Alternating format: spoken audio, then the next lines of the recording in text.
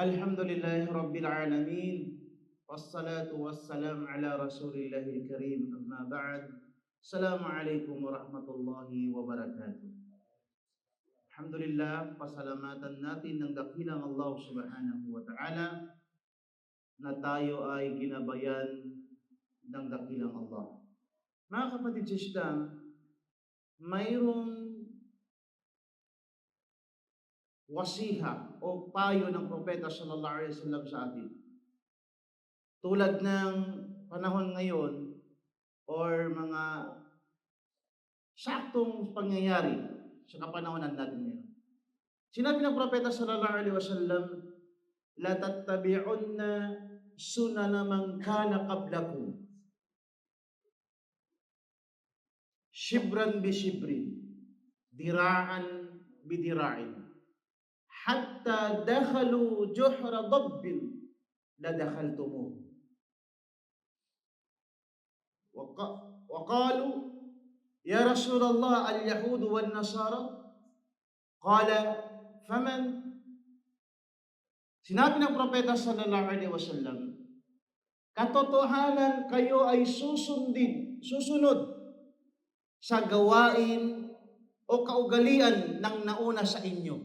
Sabi ng propeta sallallahu alaihi wasallam, susunod tayo hanggang sa sila ay pumasok sa lungga ng butiking disyerto.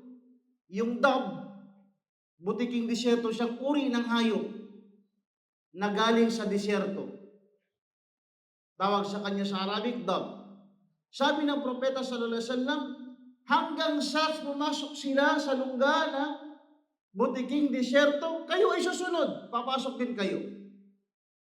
Sabi ng mga sahabat, al-Yahudu wan-Nasara ya Rasulullah, ang tinutukoy mo bang susundin namin yung mga Hudyo at saka mga Kristiyano ba ya Rasulullah?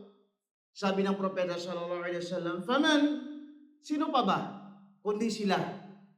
Ay, ibig sabihin ng hadith na ito, sinabi ng propeta sallallahu alaihi wasallam, nagbabala sa hadith nito ang mga Muslim na patuloy pa rin sumusunod sa mga kaugalian at gawain ng mga Hudyo at Kristiyano.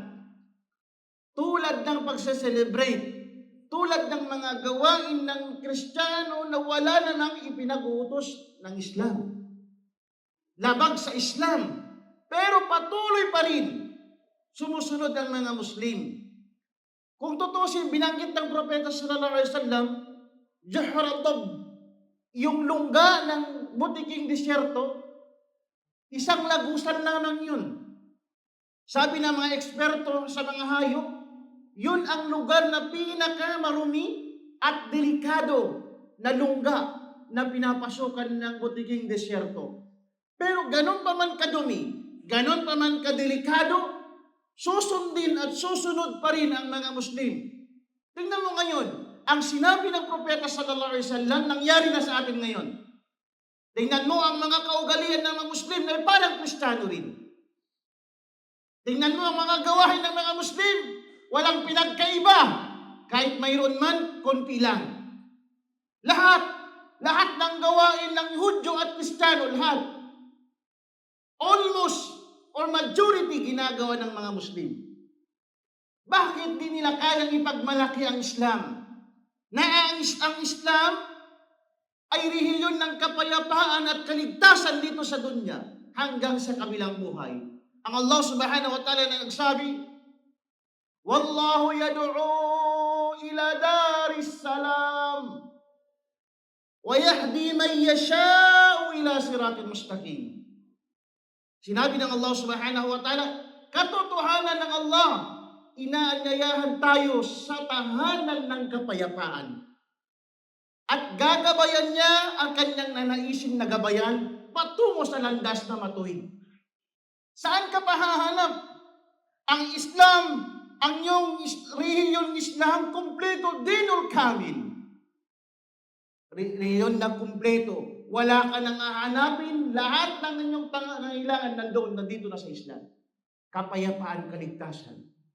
Hindi tulad ng mga ibang relihiyon, kung susundin mo ang kanilang kaugalian at mga gawain, mapapahamak ka lamang dito sa mundo hanggang sa kabilang buhay. Mga kapatid sa Islam, naway panindigan natin at ipagmalaki natin ang Islam at isapamuhay natin bilang isang matuwid na Muslim na dapat tayo ay proud na maging isang Muslim na katotohanan.